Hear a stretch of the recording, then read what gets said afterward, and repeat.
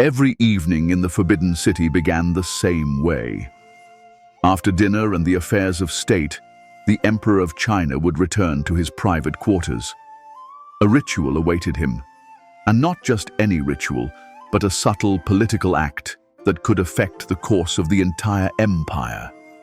And as soon as the sun went down, a silent ceremony began inside, in which there was no room for chance or sentiment.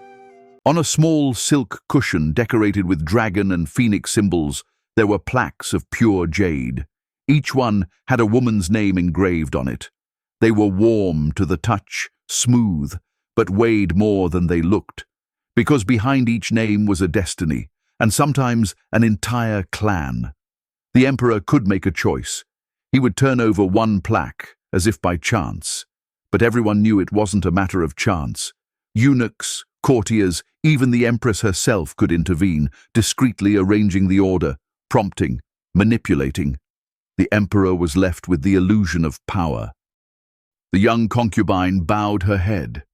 Her lips trembled, but she remained silent. The order was brief. You have been chosen. No one asked if she wanted it. The woman was to begin preparations immediately. A bath filled with fragrant but rare herbs awaited her, not for purity, for symbolic cleansing. It was a ritual to wash away fear, pain, bad signs. It was believed that water with special infusions made a woman more blessed for the emperor. After the bath, a silent ritual of transformation. The skin was powdered with pearl dust powder. The hair was arranged in a high hairstyle. Only one thing was worn on the body, a thin silk cape, translucent, decorated with signs of good luck. No jewelry, no ribbons, no sashes.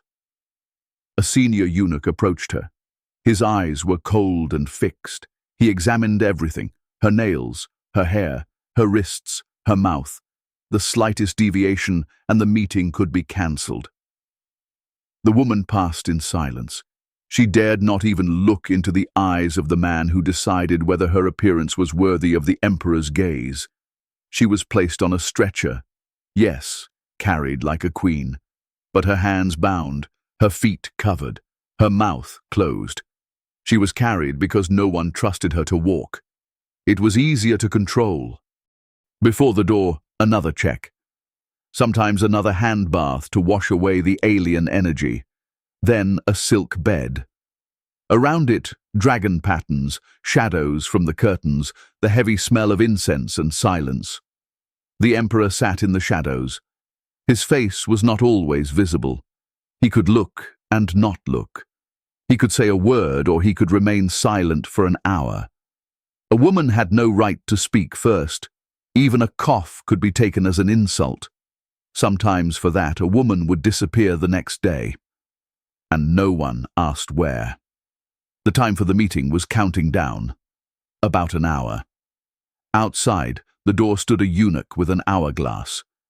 If not a sound was heard from the room, he was obliged to enter and check whether the emperor was alive, whether something had happened.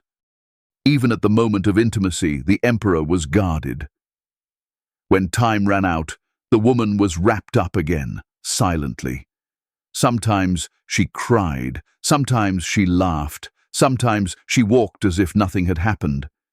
They took her the same way, only now with a question: what happens next? She had no right to speak. She had no right to tell, not even a look, not even a gesture. Every woman knew, during menstruation, the emperor was not to be called. It was considered harmful to male energy, dangerous to the spirit, a bad sign. But how to inform about it, so as not to fall into disfavor? The answer: secret signs. A little red lantern by the door, a red thread on the wrist, but there were those who hid. They wanted to get to the emperor at all costs. They took risks, and if they were caught, disgrace followed, or exile, or disappearance.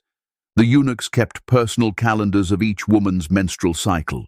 Women were forbidden to lie about their condition. If someone was caught cheating, she could be permanently removed from the harem or even secretly executed. Imperial favor could be a gift and a curse. The more often he called on the same woman, the more enemies she made. Envy, intrigue, rumors, all of it created tensions that could bring down an entire court. But not all the stories were about hate. There was also love. Yang Guifei was a concubine who won the heart of a Tang emperor. Her beauty was sung in poems, her image in paintings. The emperor idolized her, but her influence became dangerous. When the country was in turmoil, the generals blamed her. They demanded her death as the price for staying in power. The emperor, weeping, gave the order. Yang Guifei died in the temple, perhaps by her own hand, perhaps by order. The imperial harem was not a place of pleasure. It was an arena where feelings hurt and intimacy could cost lives, where even night was not a rest, but a trial.